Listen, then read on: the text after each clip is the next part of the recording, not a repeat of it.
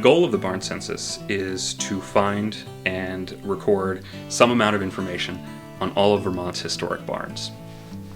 History is defined very broadly. The technical term of historic covers everything as far back as you can imagine in time up through the last 50 years. So that's a lot of ground to cover. And the experts disagree about exactly how many historic barns there are in Vermont.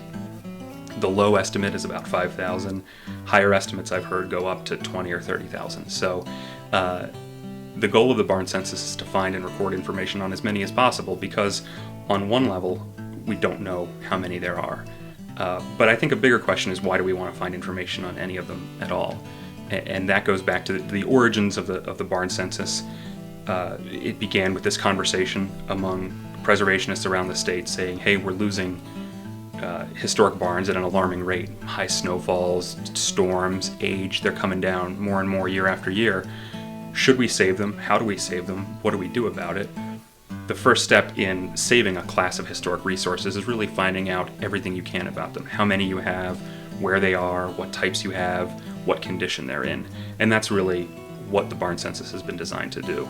It's been designed to utilize volunteers from all over the state to help us go out and record information on barns in the communities of those volunteers, and really help us get a better idea of how many and what type and what condition those resources are in. And then the conversation can move forward into, okay, now what do we do about it? What steps do we take to preserve them?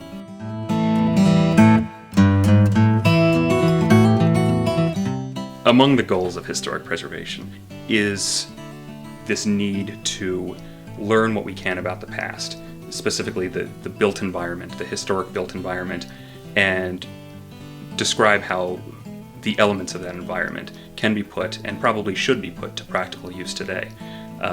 There's a sort of a saying that says the ultimate recycling is reusing an old building for a new purpose. There's a concept of embodied energy that was put into building these historic buildings that will be lost if we tear it down to put up something new. And in a lot of ways that can be tied to historic barns.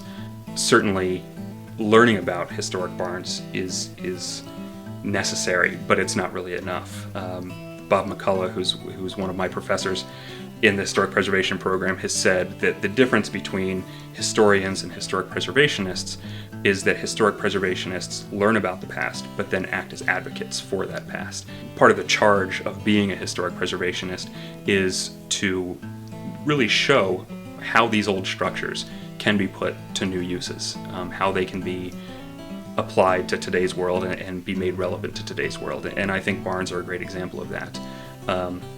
Just because something is old, it might not necessarily mean it should be saved, but a lot of old barns have not met the end of their useful life. A lot of them can be and should be put to current use.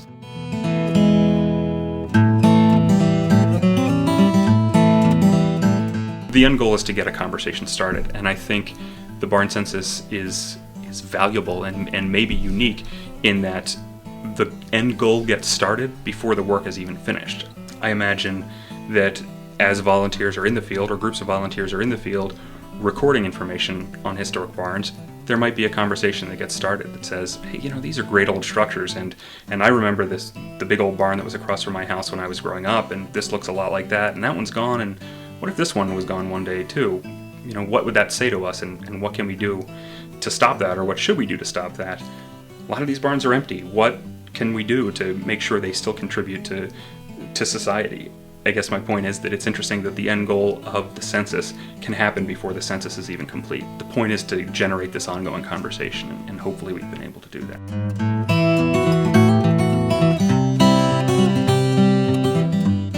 If you're interested in participating in the barn census, you don't need to necessarily get our okay to do it. You don't need to sign your name on a list and give your home address and phone number. You can go to the website and read the information, and if you want to do it on what we call barn census weekends, where we're encouraging lots of people to go out, you can do it on that weekend. If you just want to do it on your way home from work, or if you have a day off in the middle of the week, you can do it then too.